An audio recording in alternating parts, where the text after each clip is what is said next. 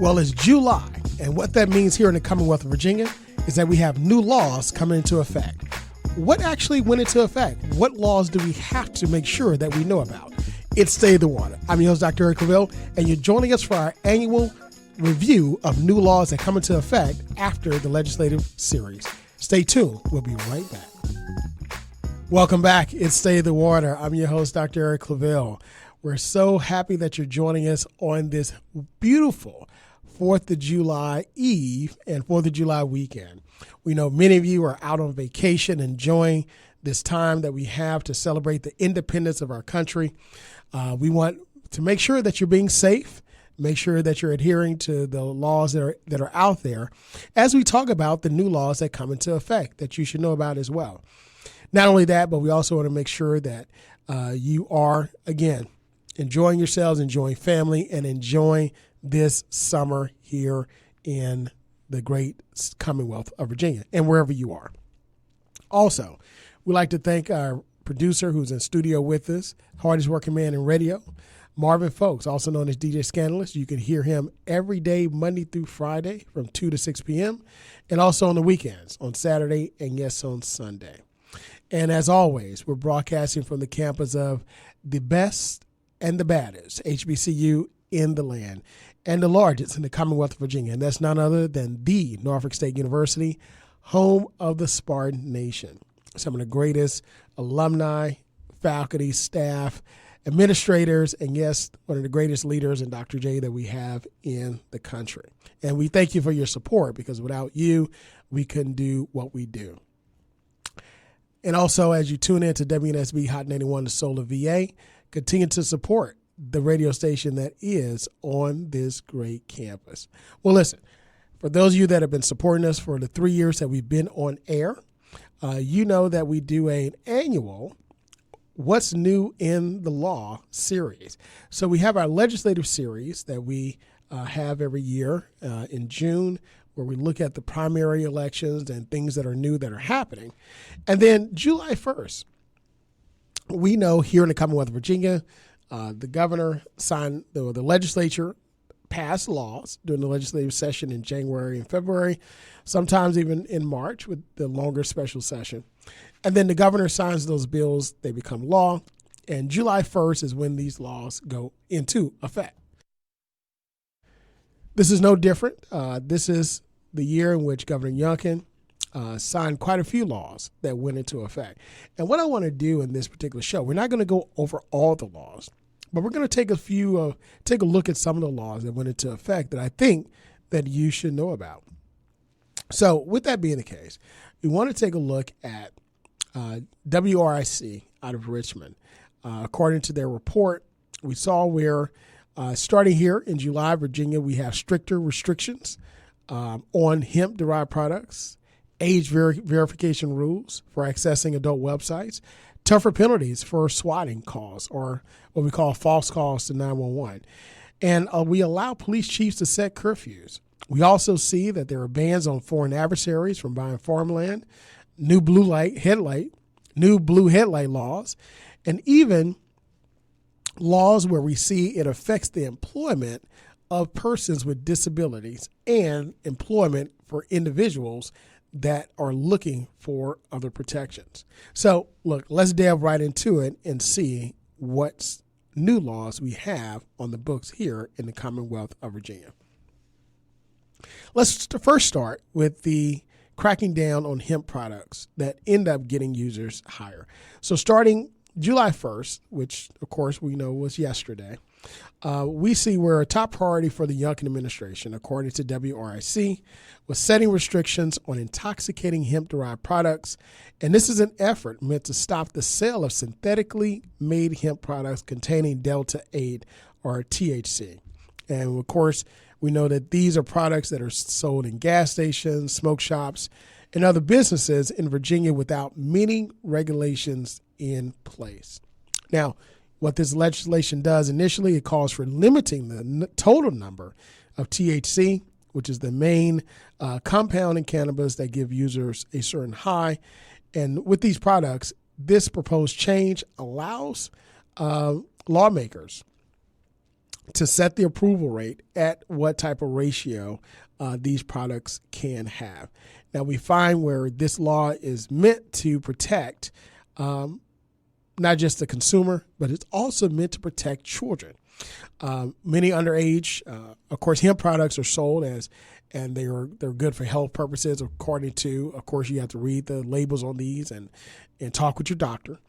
But there are some negative effects with those that have a higher THC level. So this law is seen as a good law that protects the consumer, but more specifically, it protects our children. In addition to that, we see where for employees, there's a universal license recognition law. This new law makes it easier for workers that are licensed in other states to come to Virginia for work. Now, according to WRIC, this allows people that need licenses or certificates of work, such as barbers, electricians, and many others, to find jobs in Virginia using their out-of-state license if they have it for at least 3 years. And, of course, it's up to date. And the person was required to pass an exam to get the license and also other conditions. Now, many lawmakers, who among Governor Youngkin, according to WRIC, said this would bolster Virginia's workforce, and this bill passed unanimously. Again, another law that benefits the economy of Virginia also benefits workers here in Virginia. So if you're looking for opportunities to come to the state, you've already been through the licensing process of another state to get your certification, to get your license as a barber, cosmetologist, a skilled worker, electrician. Hey, come to Virginia. We're open for business. You can utilize that same licensing procedure. That license is up to date as long as you had it for 3 years. And you can come to Virginia and you can work. So we see this as a win. Matter of fact, lawmakers across the board, Republicans, Democrats, Independents, and the governor's office. Let me tell you, rarely see this take place. But this is a good law for the Commonwealth of Virginia. Also want to note for the university as it relates to education. We'll talk about that bill that comes into effect for the university as well that passed unanimously. But first, I want to take a look at the online age verification law. Now, this law makes way for civil lawsuits against websites that, quote, knowingly or intentionally publishes or distributes on the internet material harmful to minors, unquote, and that don't establish a way for age verification. Now, once this takes effect, which it took effect on July 1st, on yesterday, websites that have adult material will have to establish systems to verify users in Virginia that are at least 18 years old before they access the site's content. Now, this is similar to laws that have faced challenges in court, including the state of Utah and also the state of Louisiana. So we see where this law itself, though it takes effect, it has taken effect, we see there may be a challenge to this. So we'll pay close attention to that particular law. But again, another law that's meant to protect our children and individuals from harmful material on the website.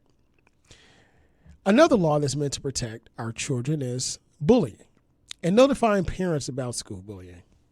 Now, this law, according to WRIC, requires Virginia public school principals to inform parents or guardians if their child is involved in an alleged bullying incident within 1 day. Now, according to WRIC and the law itself, it says principals are currently required to notify parents of the status of any investigation within 5 school days. Now, of course, as parents, I'm a parent. Many of the listeners, you're parents. You, of course, want to know the moment that your child is involved in some type of incident or involved in something that may be harmful to you, to the child. Some administrators in schools, and especially teachers, saw this as another requirement that may add a burden upon them. But keep in mind that it was a 5-day window of the status of an investigation. But now it lessens that window from 5 days to 1 day. Is this fair for principals? Is this fair for school administrators and teachers? And what if there's an incident that takes place and we're not sure if it's bullying or not? These are all instances that we have to keep our eye open for. And of course, it's a good law in theory. And we know that we want to know what our children are doing and things that are affecting them. But what will we see? How will this go into effect? How will it be applied? And what are some of the possibly problems or missteps that may come about? We'll continue to monitor this and see what happens. But again, a good law in theory, a good law for our children, for parents as we are. I'm a parent myself. But again, we'll see what happens and we'll continue to monitor this as well. Let's talk about safety. Many of you are out there traveling across the roads and for this 4th of July weekend. Well, Virginia has a new law in effect called the Move Over Law Expansion. According to the law in WRIC, drivers will have to start moving over or slowing down when possible for vehicles on the side of a 4-lane highway if they have their hazard lights on, displaying caution signs or marked properly with lit signs or torches. And if not, of course, violators would face traffic infractions. Now, when this proposal was discussed in the Virginia Senate, one Republican raised concerns that the law would not be enforceable. However, according to WRIC, this expands the existing law, which already requires drivers to move over to reduce speed for emergency personnel vehicles, such as police cruisers, fire trucks, ambulances, and the like. So in this case, violators could face a reckless driving charge, which of course is a ticket. So just as you would move over if there was a policeman coming, ambulance, or pull over to the side or slow down, EMS is coming, this now tells us that we have to do the same for cars that are on the side of a highway. Now, of course, it says a 4-lane highway. And 4 lanes basically is the interstate where we see 2 lanes, or highway itself, 2 lanes on one side and 2 lanes on the other. If you can, slow down. You see people broken down on the road. They're changing their tires and things of that nature. Slow down or move over when possible and you can. Speaking of emergencies, new law in effect is punishing false 911 calls. This new law, according to WRIC, will make swatting calls, which are fake emergency calls made to police, fire departments, and other emergency personnel that lead to a response, a Class 1 misdemeanor in Virginia, which comes with up to 1 year in jail and a $2,500 fine. Now, according to WRIC, that's just for making the call. But if someone is seriously hurt during the emergency response, the violator could face a Class 6 felony or up to 5 years in prison. And if someone is killed because of the fake 911 call, the violator could be charged with a Class 5 felony and up to 10 years in prison. So for all of our individuals that want to make these false calls and think it's a good prank, don't do it. Do not do it, because it can mean your freedom. And also you can get other people hurt. It's Stay the Water. I'm your host, Dr. Eric Lavelle, and today we're doing our annual New Laws That Go Into Effect show. After the Virginia General Assembly passed laws and the governor signed them into law, we have new laws that go into effect every year here in the Commonwealth on July 1st. Today, what we're doing, we're taking a look at the laws that I think I think that we should know and a little bit more about. There are many laws that have passed, but as we enjoy this 4th of July weekend, and we want you to remain safe and understand what laws are in effect. We also have laws that affect not only just our 911 calls and public safety, but also police order curfews. According to WRIC, the new law empowers local law enforcement chiefs to impose curfews up to 24 hours if there is an, quote, immediate threat of any civil commotion or disturbance in the nature of a riot, which constitutes a clear and present danger, unquote. Now, we know that during the time of the social movement of 2020, We saw during COVID the killing of murder of George Floyd and others, Ahmaud Arbery and others that were killed. There were many, many peaceful protests that took place, and a few not so peaceful.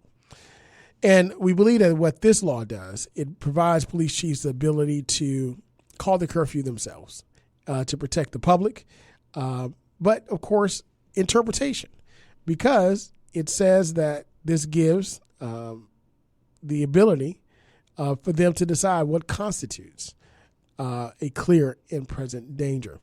So once again, we're going to take a look at this and make sure that there's a lot of wide latitude, and there is a lot of wide latitude given to our police departments, because they actually have a very important job in protecting our community. But just as citizens should be involved in ensuring that our law enforcement or community protecting and community servants on other ends, this is also one itself. So make sure you engage your local police departments, support them, support the police chiefs, and make sure that you are engaged in what the decisions are and engaged in your community in order to make your community safer as well. But we'll continue to monitor that law itself. Also, tougher penalties for abducting a child went into law. According to WRIC, this law will bring harsher penalties for abducting a child in Virginia as a stranger, changing it from a Class 5 felony, up to 10 years in prison, to a Class 2 felony, which is up to life, but a minimum of 20-year prison sentence. So again, this law is in effect to protect our children, protect the minors in our community, to ensure that they are protected, and with harsher penalties to those that perform those bad acts in our society. Also, as it relates to prisons and prisoners, solitary confinement in Virginia. According to WRC, Virginia prisons will have to provide incarcerated people in solitary confinement at least 4 hours of, quote, out-of-cell programmatic interventions or other congregate activities per day, unquote, starting this July 1st. This approved bill was criticized for not going far enough, particularly for its lack of a provision that would have limited solitary confinement in Virginia to 15 days max. So again, advocates for the humane treatment of prisoners. We know that solitary confinement itself has been challenged many times at the U.S. Supreme Court. We know the effects of solitary confinement upon a human being. And what this does, it provides at least an opportunity for individuals who are in solitary confinement to have some type of programs to where, in an engagement, to where they protect their sanity and also their mental health. As it relates to voting, what did the Commonwealth do for voting? Now, according to WRSC, this new law, removing election administrators, allows a majority of the state board of elections and a local electoral board to remove a general registrar by signing a circuit court petition. Now, under current law, a local board may remove a registrar with a majority vote, but the state board can only petition a court for a registrar's removal after asking the local board to do so, and if the local board fails to do so. So what this does, it allows a majority of state board of elections and local electoral boards to remove simply by signing a circuit court petition. Now, this law, it can be seen in two lights. Like any law, it can be seen to help individuals, that individual localities that are experiencing adverse behavior by a general registrar, and where they restrict access to the ballot box as opposed to increasing access to the ballot box. Or it could be seen as removing a general registrar who is seen to open up access to the ballot box as opposed to restricting. So we see that this law can have the effect to help and also the effect to hurt. But again, like any law, it helps. It basically puts it up on us to make sure we stay engaged, to make sure that what we're doing is in the good of our community. As it relates to foreign adversaries in our farmland, according to WRC, foreign adversaries such as China and Iran will be banned from buying new farmland in Virginia after a Republican-led effort passed in February on bipartisan votes. Now, the upcoming ban applies to foreign governments or others that the U.S. Secretary of Commerce has determined to, quote, have engaged in a long-term pattern of serious instances of conduct significantly adverse to the national security of the United States or security and safety of United States persons. Now, again, we know that China is increasing their footprint across the world, and they're looking for land, they're looking for property to feed their people, also to have a state across the world. So what this does is says, wait a minute, you're an adversary of the United States. We don't want you to have the ability to own property here in the Commonwealth of Virginia. So this goes to protect the interests of not only the United States, but also the people of the Commonwealth of Virginia. Also, from a historical standpoint, Green Book historical sites was also signed into law. According to WRC, this law permits historic signs to be placed at locations listed in the, quote, Green Book, which Black Americans used as a guide while traveling in segregated South and across the country during the Jim Crow era.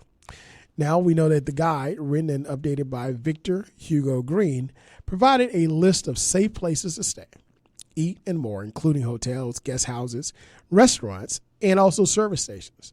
And once again, this bill passed unanimously. Once again, we see where the legislature can't agree on things where it doesn't have to go back and forth and pass on partisan basis. But the entire legislature, Democrats, Republicans, and the governor agree that these sites should have a location marker, historical marker. And we know the Green Book, the movie, also highlighted this very important piece of our history. There are a couple other bills that I think are very important that I want to cover in the last moments of our time here. And that's one as it relates to workers.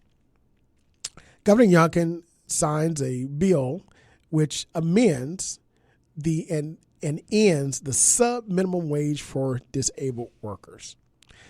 In the Commonwealth of Virginia, anyone who is seen to be disabled now is, by law, to be paid the same as someone who is not. Many times we've gone into various establishments and we know that there's a large employer, Walmart, employs persons that are seen to be disabled or challenged physically, maybe in one area of their life or the other. Well, these individuals are able to be paid before this law. It's called a sub-minimum wage, which means they're being able to be paid below the minimum wage. But they're working. They're doing their job. They're in the public, whether they're greeting at the door, whether they're moving baskets and buggies, whatever they're doing, they are being paid. I know McDonald's employs a lot of workers such as Walmart and things of that nature and other corporations. Well, now it is against the law to pay them a sub-minimum wage. We have to pay them what they are worth. This bill also creates a more equitable society, an equitable society where if you work, you put in the work, you get the pay. There's no such thing as a disabled worker. There's simply just a worker. This is a bill that Delegate Patrick Hope, a Democrat out of Arlington, championed. The original bill, House Bill 1924, eliminated use of the certificate and increased minimum hourly pay to $9.50 in July. This rate will continue to increase incrementally till 2027, which it reached in Virginia minimum wage, and it's meant to help all of our workers here in the Commonwealth of Virginia. Now, I want you to also know that the national average for workers being paid sub-minimum wage is $3.34 an hour. According to U.S. Commission on Civil Rights, 2020 report. $3.20, $3.34 an hour. The Senate Majority Leader, Dick Saslaw, Democrat out of Fairfax, said that I don't know how anybody could pay that and look themselves in the mirror. He said that's disgusting and there's no other way to describe it. So, again, Virginia doing the right thing.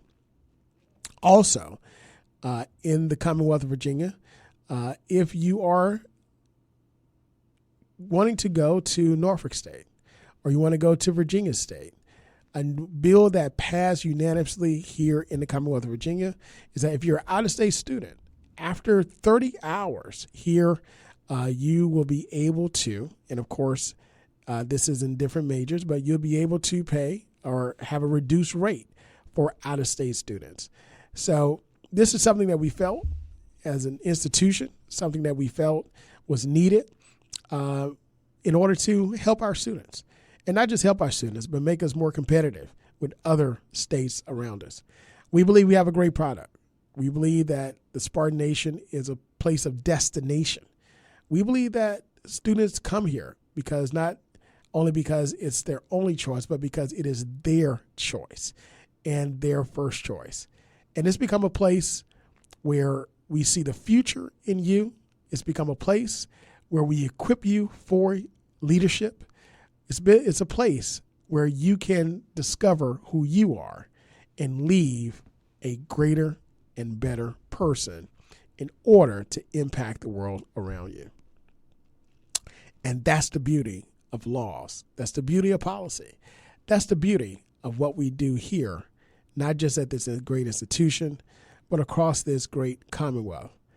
Passing common sense legislation to ensure that you are protected, to ensure that you are uplifted, to ensure that you are being impacted positively as you live, as you contribute, as you build up this great Commonwealth of Virginia.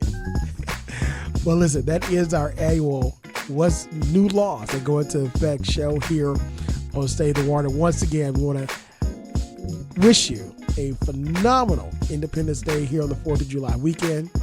Enjoy yourselves. Enjoy all of the barbecue. Enjoy family. But enjoy the fireworks. But continue to be safe. Continue to adhere to the new laws and the old laws that are in effect. And continue to support this show on WNSB Hot 91 Solar VA. It's Stay the Water. I'm your host, Dr. Eric LaVille. Be great. God bless. And we'll see you next week.